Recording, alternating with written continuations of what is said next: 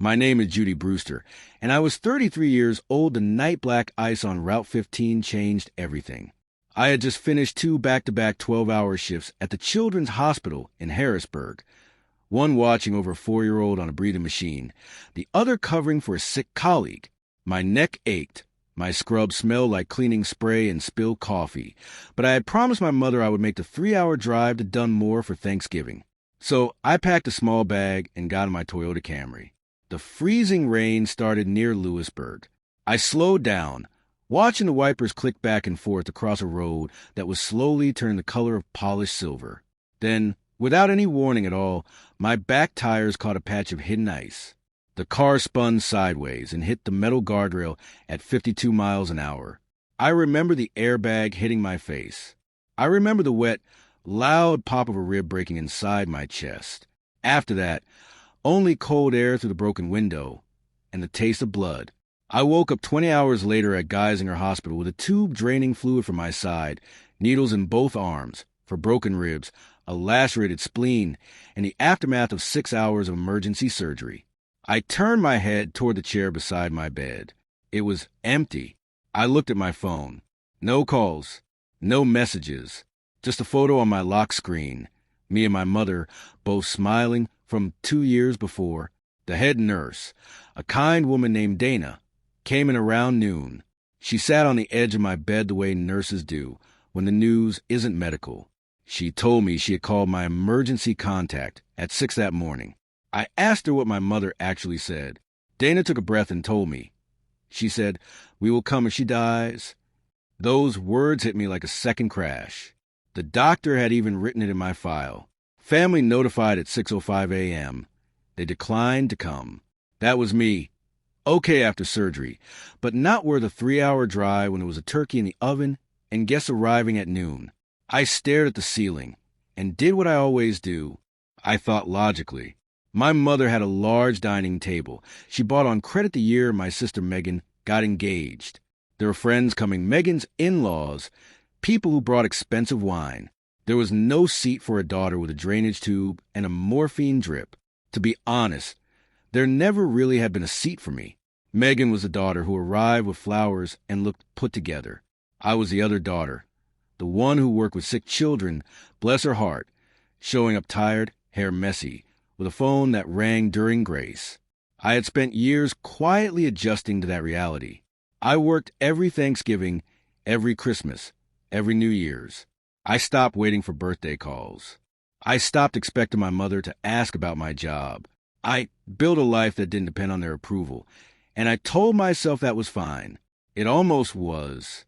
On my second day, a woman from the billing office named Lorraine knocked on my door, carrying a clipboard and a small box wrapped in brown paper tied with white string.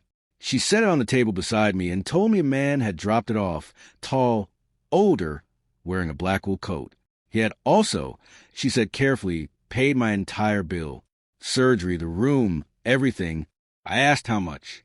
Over $82,000, she said, as though it were a somewhat unusual but ultimately unremarkable thing. He had left one instruction. Do not open the box until you are home. I held the box for a long time. It was heavy and smelled of cedar wood, and that smell pulled something up from deep inside me that I wasn't ready to face. My friend and co-worker, Renata, drove 45 minutes to take me home on Friday.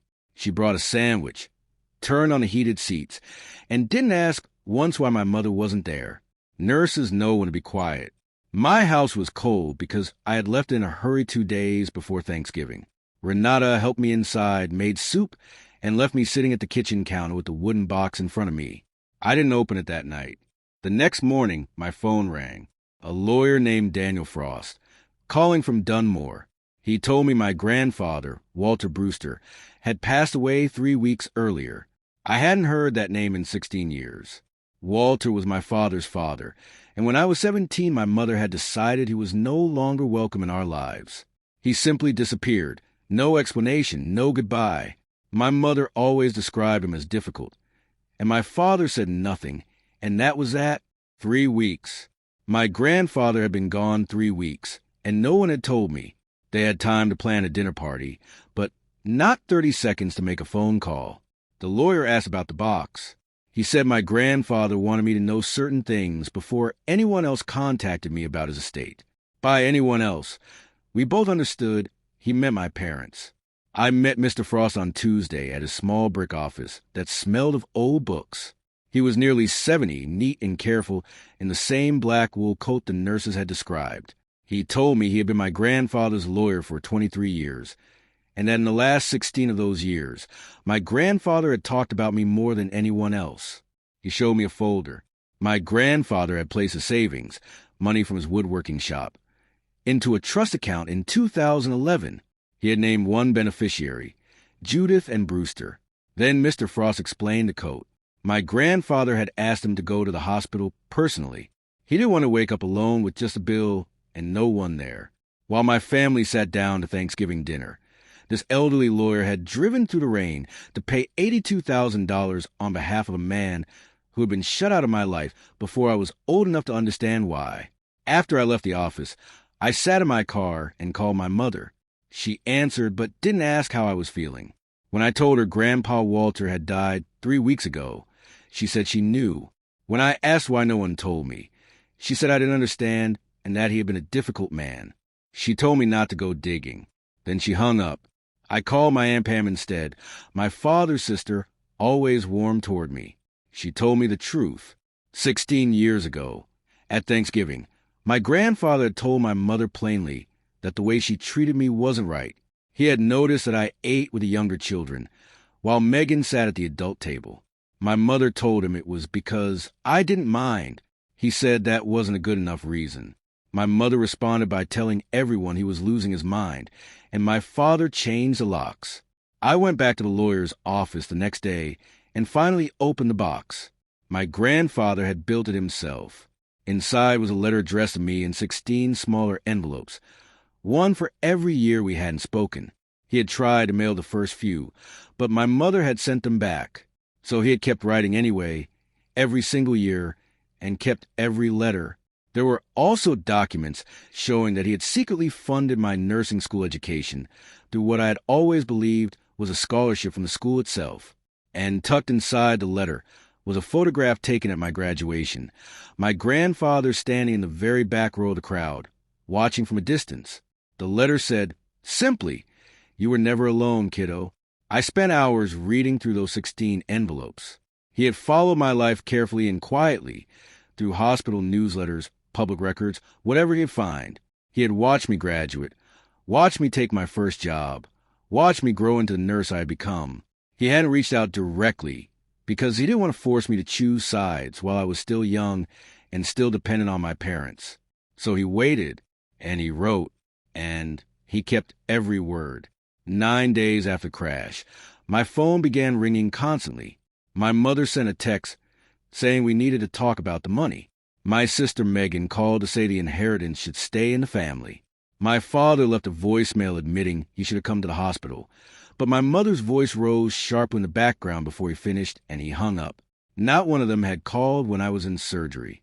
They called the moment they thought there was something to claim. I waited 3 days before responding. Then I asked the lawyer to accompany me to a family dinner my mother had organized. Her voice on the voicemail had been soft and warm in a way I recognized as performance. I brought everything.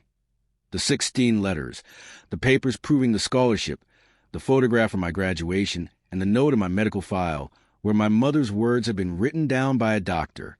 When Mr. Frost arrived at the house at 6:15 in the evening, the room went quiet. After we finished soup, my mother began talking about how the money should be shared, how it was what Grandpa would have wanted. I placed the letters on the table. I read the passage about the Thanksgiving table and why the argument had started. I laid out the papers showing he had paid for my education. I showed them the note from the hospital. My mother grew loud and insisted I was lying, that she had only ever been trying to protect us. Then Aunt Pam spoke, and my mother's version of events had nowhere left to go. My father stared at the floor. Megan looked at the letters as if she were seeing something she had chosen, for a long time, not to see. My mother began crying in the way people cry when they want the room to look at them instead of at the truth. I put everything back in the box. I told my mother that she had said she would come if I died, but I had lived, so we were done. I walked out of the house. My ribs still ached, but it felt like the right kind of pain, the kind that comes with healing. 6 weeks later, I established the Walter Brewster Fund, a scholarship for students without family support behind them. I kept the cedar box on my nightstand. I have dinner with Aunt Pam regularly now, and she tells me stories about my grandfather that I missed. My body has healed completely. I can breathe deeply without wincing. I used to believe that family meant the people who shared your last name. I know better now. Family is the person who stands quietly in the back row at your graduation to make sure you're okay. Family is the friend who drives 45 minutes and doesn't ask the question that would make you cry. Family is the lawyer in the black coat who drives through rain on a holiday because a good man asked him to make sure you weren't alone. That was my grandfather. That is my family now.